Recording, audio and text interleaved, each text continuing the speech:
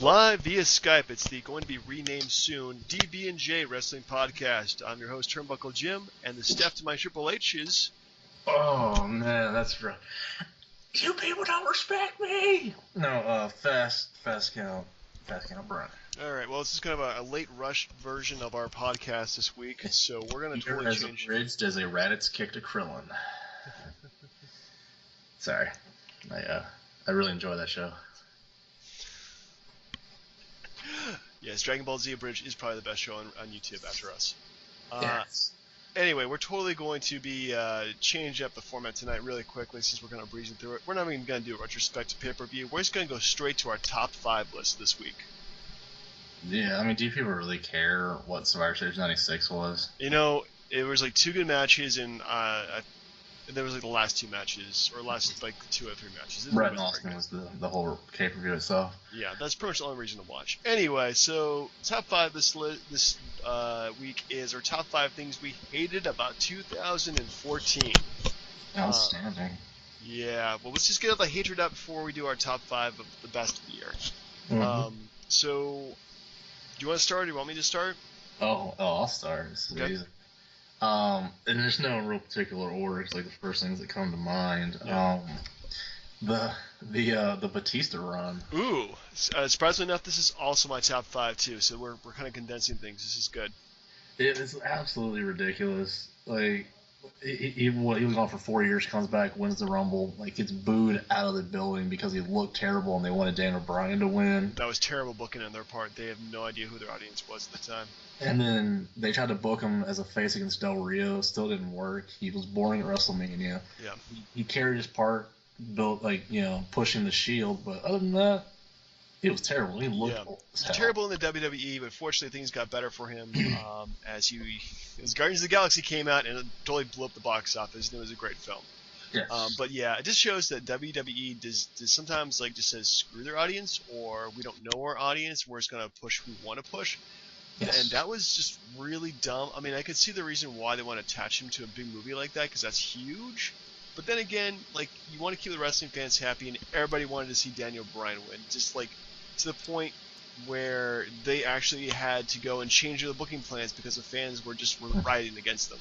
Well, and one other thing, this was pretty much the reason, like, I think the nail in the coffin for CM Punk quitting, because, like, he was busting his ass, and then a guy shows up after 4 years and wins the main event spot at WrestleMania.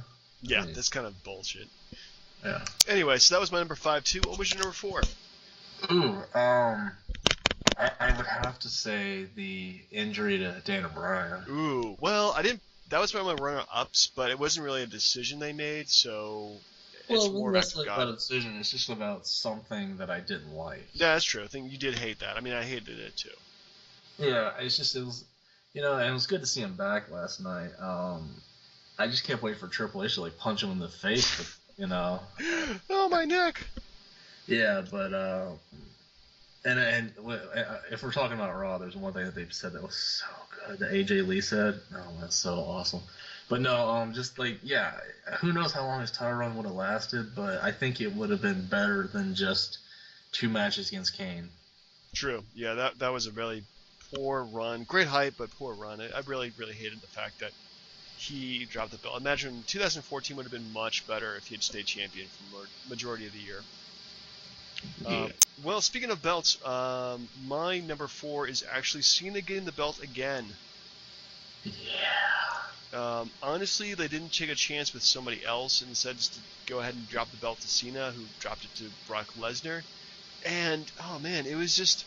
I mean, granted, Cena draws to a certain audience, mostly younger kids, but, if they started building people up, then they wouldn't have to rely on Cena so often. So it was just lazy booking, I think, on their part.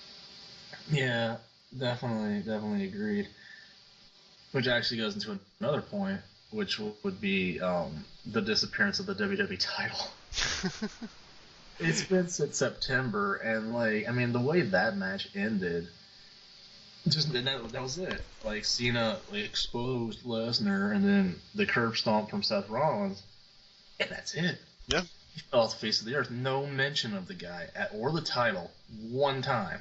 Yeah. Is that your number 3, or? Yes, it is. It is because it's I could give, every once in a while, not defending the belt, but not appearing, not doing a video.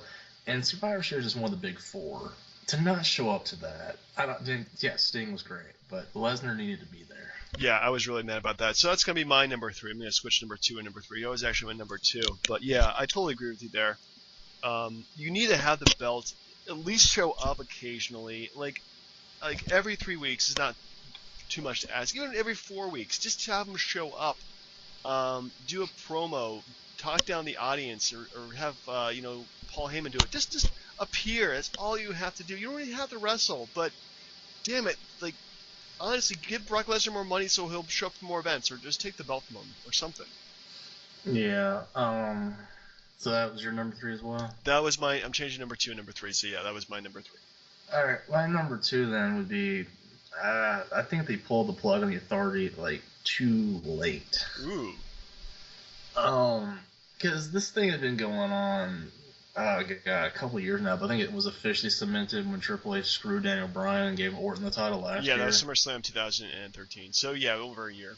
Yeah, and it's just like this, okay. I don't know if you said you skipped a couple of years, but the years where the celebrities were hosting, and every week it was like the Celebrity in the Ring, and Jericho and Big Show came out, and DX came out, and it was like 4 months that straight. Like, there's so many months where it always leads off the show with the Authority. Like, they show up like 5-6 times every freaking night, and I get tired of hearing Stephanie and Triple H saying the same shtick. And then, what has it done in the process? Like, it's built Ziggler to an all-time high level, which is really the biggest part of it because Cena was already there. Yeah, it didn't hurt Seth Rollins. Yeah, and then the breaking up of the Shield and then the feuds like that, but it lost steam so long ago, I think. Yeah. I agree with you there. I think that they probably should have ended it around probably SummerSlam or maybe before then. But yeah, it just got really. I mean, we need to get new stuff. Let's face it, we're wrestling fans. We need new and interesting stuff to keep us occupied. We're like toddlers like that. So yeah, it did kind of drag on and on and on and got really, really boring. But yeah. I'm glad they finally ended it, at least at a time where it seems appropriate. And now it seems to be the best time at the moment. Yeah. So it's not going to last for long. True. They're probably going to come back someday. Yes, pretty soon. Anyway, so my number 2 is that they did, I think, 3 NXT call-ups this year.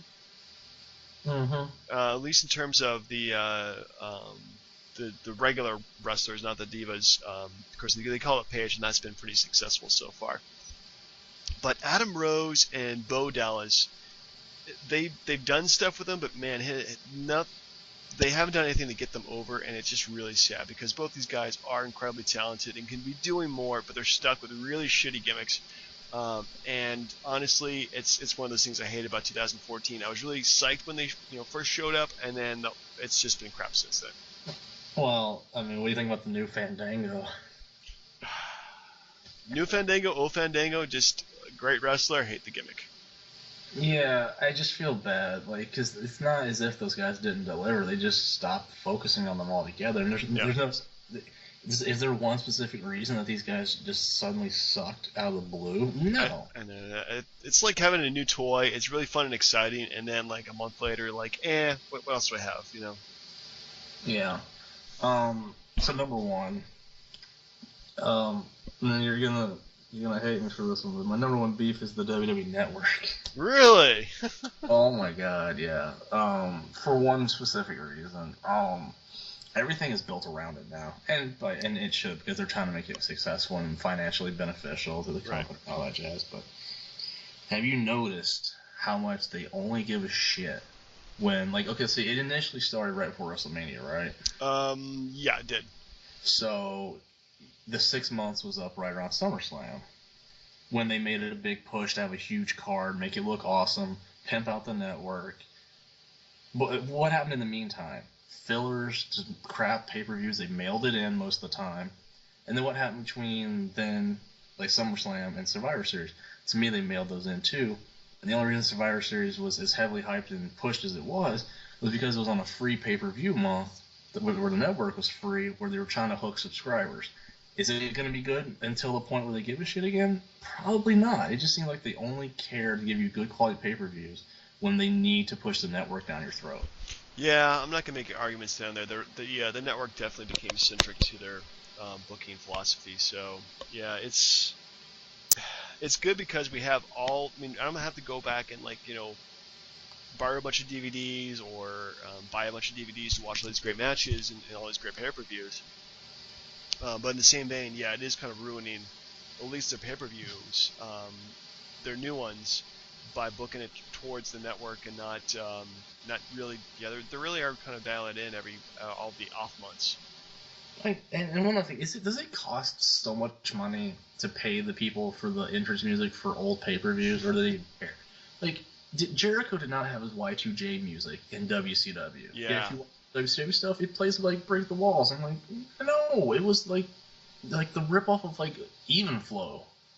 Like, come on. I don't know what the whole deal is with the music. You're asking the wrong person, dude. But it's like if you were watching an old Hogan thing, instead of Voodoo Child, it sounded like they're stringing a cat. Like, it's terrible. Yeah, it's pretty bad stuff. Your number one, sir? My number one is anything that involves Total Divas. Oh yeah. That honestly, it is like, I don't watch the show. I don't care to watch the show. The promos make me sick. But the fact that I keep the channel on when they're doing like their matches and hyping stuff up from Total Divas, and I honestly hate it because they're booking the Divas division around a reality show as opposed to, say, wrestling, and that's really just killed the Divas division for me. I really feel sad because there's a lot of good talent in NXT. Believe me, that's really where the that's the real women's wrestling there is in NXT. But as soon as they go to call up the wrestling and put on what I see as being a third-rate reality show, it's really gonna hurt them. Because you're not making them into wrestlers, which you have a persona. You're being a reality show star, and that your persona follows you around no matter where you are. Yeah. So, well, to be fair, I think they kind of ended when they ended the women's championship, just made the Divas title. I mean, they're divas for a reason, right? Yeah, for a reason. And attitude and all. I mean, I don't know what good. Putting Paige on the show takes away from her heel character at all. It just makes her basically one of the girls, and it's so bad. And it did not hit its death nail with the AJ Lee jobbing to Nikki Bella. Probably. Most should hope so. But anyway, that's our top 5 hated things of 2014. I think next week we'll probably do, I'd say, miscellaneous categories like top tag team, top diva, top something.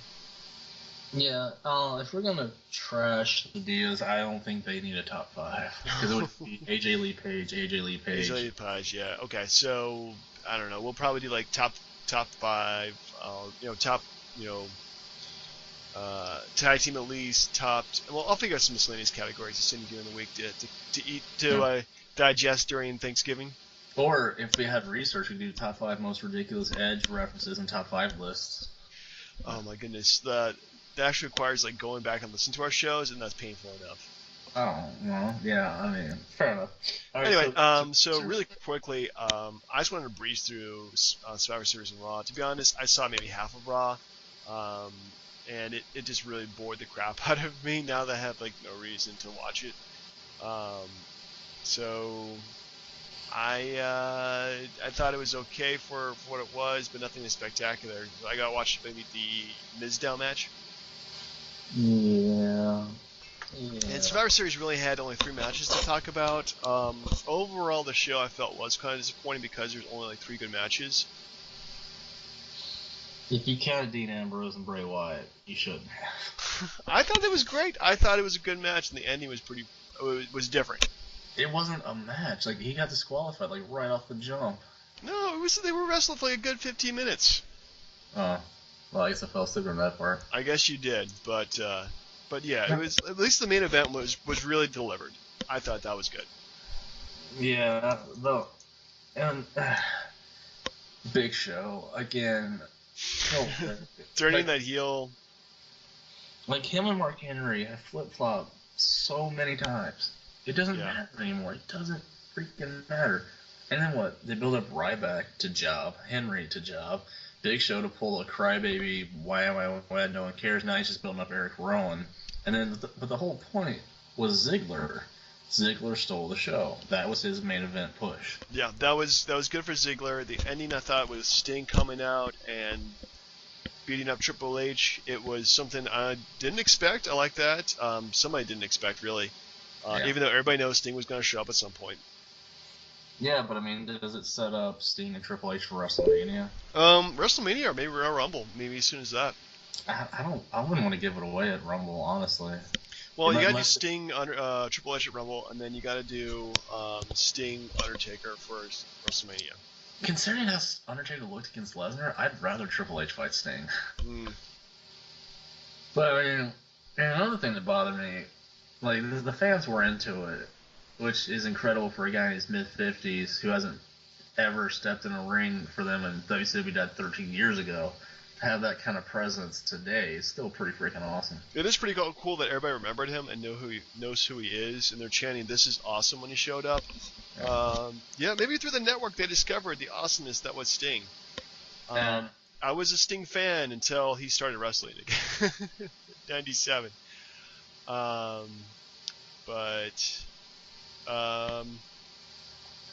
yeah, I thought it was maybe like at most a B- pay-per-view. Yeah, well, one other last beef I had, and it goes back to what I said earlier with the music. They couldn't use his Crow music. That would have I would have lost it if they played the Crow music that he came out to during his initial run versus Hogan.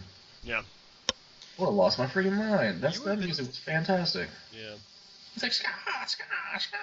Like so that. what letter grade would you give in the Star Series? Oh man, let's give it a B. That's fair. I mean, it wasn't a horrible pay-per-view by any stretch. It just they felt like they could have added a lot more matches, and they just stalled for time half of it. But well, they did. They added Adam Rose and the Bunny against Heath Slater and Titus O'Neil. Yeah, fuck that Bunny, man. Stupid Bunny. Even if it's Sami Zayn or whoever. What, the Bunny? I think, yeah. The Bunny's supposed to be, I think, Justin Gabriel. Lame. He jobs the Fandango. It doesn't matter. So Raw. Raw, I thought it started pretty strong with like the Authority coming out and then Daniel Bryan coming out and yesing them off. But other than that, I honestly couldn't care about this Raw. It just felt like a really big letdown for the most part. And it just got really goofy after he got the mic and started saying, "Oh well, you're going to be concession stand Kane now." That's retarded. And then making freaking Rusev, by the way, going back to the Survivor Series, he disqualified himself, which was hilarious. Way to really put a guy over. Anyway, but yeah, making Rusev say the Pledge of Allegiance and then just friggin' walking out and then no repercussions. And the whole it's obvious we're gonna do a tag team match with 2 versus 3, and I just couldn't care about that in the main event. I honestly turned it off halfway through. I was tired, didn't want to stay up for that. So, couple things. The Ziggler main event push is official because so Luke Harper was supposed to defend his Intercontinental title. He didn't give it to Ziggler, who by all rights should have got his rematch, right? Yeah. Give it to Dean Ambrose. So clearly they don't see Ziggler as a Intercontinental title guy anymore, which is completely fine by me. Yeah, Ziggler is stupid over right now. I say definitely give Ziggler that push, and if Daniel Bryan can't make it or anybody else can't make it for the Royal Rumble, make him the winner. Just see what he can do, as a top face champ. Yeah. No, I thought hands down the best part of the night was when after AJ Lee beat I think Brie, and started calling her a skank and all this other crap.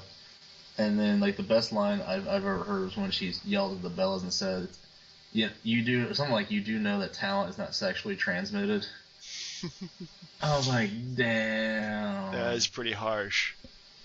That was awesome, and that would be the perfect spot for CM Punk to make his return.